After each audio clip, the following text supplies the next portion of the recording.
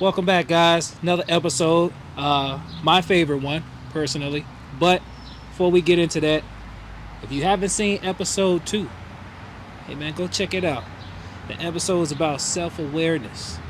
A lot of people need to hear what I said in there to kind of get their day going, man. A lot of people need to hear a lot of things that they don't hear every day. So, man, if you haven't checked that episode out, jump back on my page, take a look at that one. Roughly about 11 to 12 minutes. Also has some jewels in there as far as a recommendation for a book or a book or Audible. You know, a lot of people are using Audible to listen to it instead of read it. It's a nice book in there you should check out as well to kind of help with that. All right, now let's get into this episode. So today we're gonna talk about time management. Big issue for a lot of people because they have a lot of things going on in their life. They got kids, they got 2 jobs, some people 3 jobs. You know, they work an hour or so away from their house. So it's clutter. So they're trying to get so much in within 24 hours. All right. So let's go over a few questions that come about when you're talking about time management. So, where are you spending majority of your time? How are you managing your time? What's important to you out of that 24 hours? And is 24 hours enough for you to get everything done?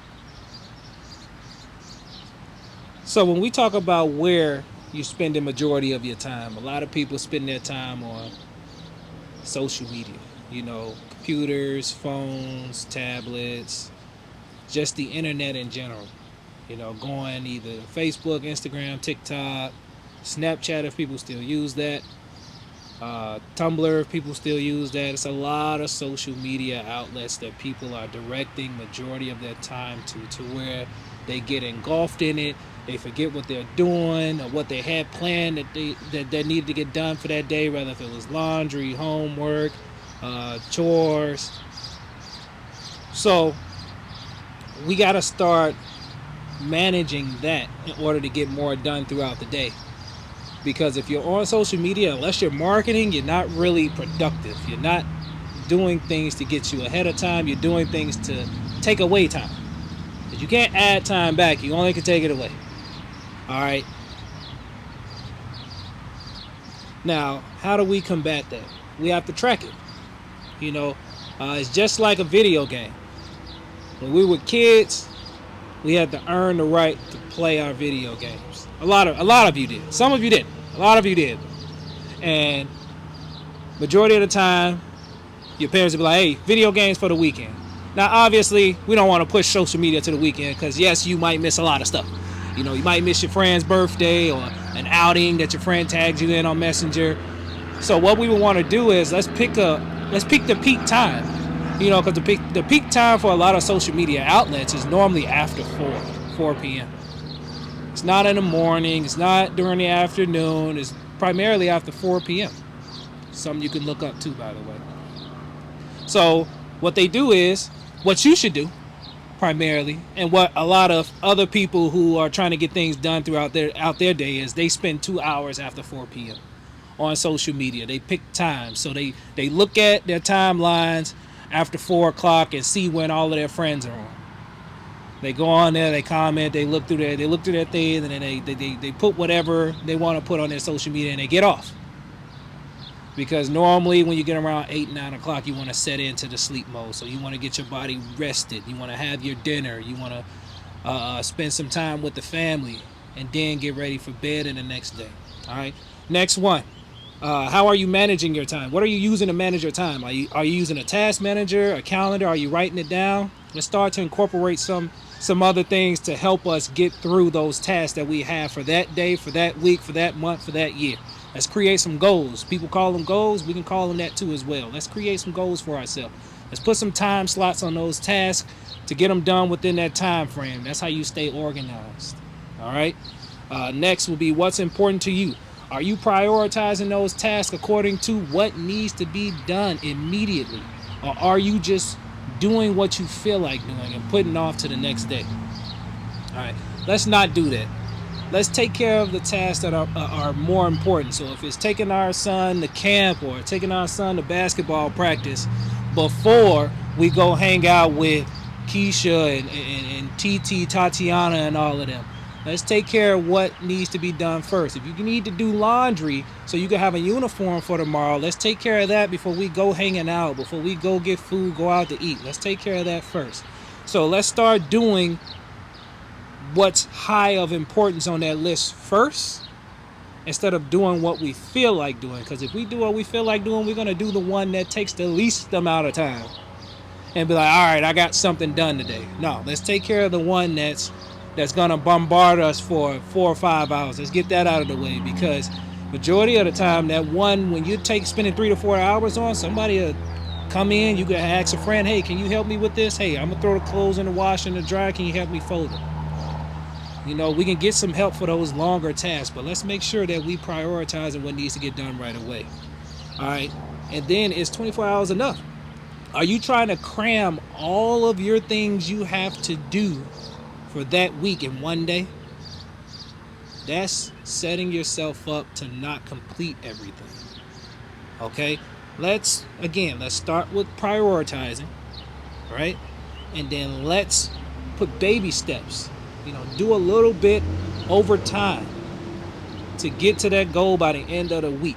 Let's not try to do it all in one day. Some people can, and then they have the rest of the week free, but let's try to do a little every day till we complete all of our goals for the week.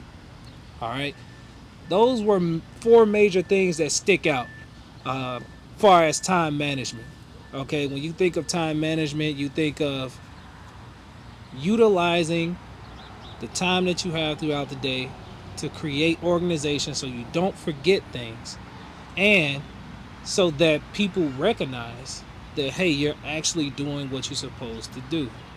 Because within those tasks that you have, you could be doing favors for others, or it could be, hey, look, I'm going in to work for a few extra hours, but if I'm going in at 2 p.m. and I still got laundry and I got to pick the kids up, then I need to make sure I do that before I go into work, instead of calling my friend to come pick the kids up and then doing the laundry after work. Because the later in the day you get, the less energy you have, the less you want to do. So let's start early. There's 24 hours in the day. Obviously, we're probably going to sleep 8 of those. So there's 16 hours of activity that you can do. 16 hours of actually getting something done. So let's utilize every minute, every second. All right. That's all I have for you today as far as time management. But if there's anything you would like to cover outside of these bullet points that I made, make sure you comment below. Let me know what you think. If you want to do a part 2 to this video, we can.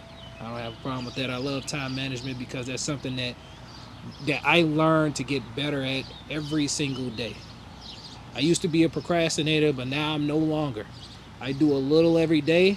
I have my agenda here. I write it all out, what I need done by this time, this time, this time. That might seem like a lot at first, but once you get comfortable doing it, it becomes a breeze. It becomes subconscious. It's another topic that we'll talk about later in some episodes about the conscious mind and the subconscious mind. What we want to do is we want to get this time management under control and develop something that goes into our subconscious mind, just like brushing your teeth, getting up, breathing, looking around, washing your face, brushing your teeth. All that stuff is subconscious after you've done it for years on years on years. Let's create this something that we can put in our subconscious mind and continue to spread on to everyone else. All right, I do have a book that I would like for you to check out that actually helps you with time management and gives you some success stories of those who had good time management skills. The name of the book is The Magic of Thinking Big by David Schwartz. It's a series of these books out there. If you don't get this one by David Schwartz, all of the information is exactly the same. So what they talk about is going to be exactly the same. All right. Great read. I read this book maybe when I was 22, 23, and it changed my perspective on everything. And I would say by 24, 25, I was well organized because I started to learn how to prioritize. What we don't know as kids and as young adolescents is how to prioritize. All we think is that we can get it done in one day. We have all the time in the world until the time is gone. All right, check this book out, man. You can get it on Audible or you can buy the hard copy. I love hard copies. I have a little mini library in my house, and I like to sit and read because it's nothing like ink on pages. That's back to the old-fashioned traditional way of learning, just like school. There's words on the page, you read it, you retain some, you annotate, you rewrite some of it, and then you retain some more.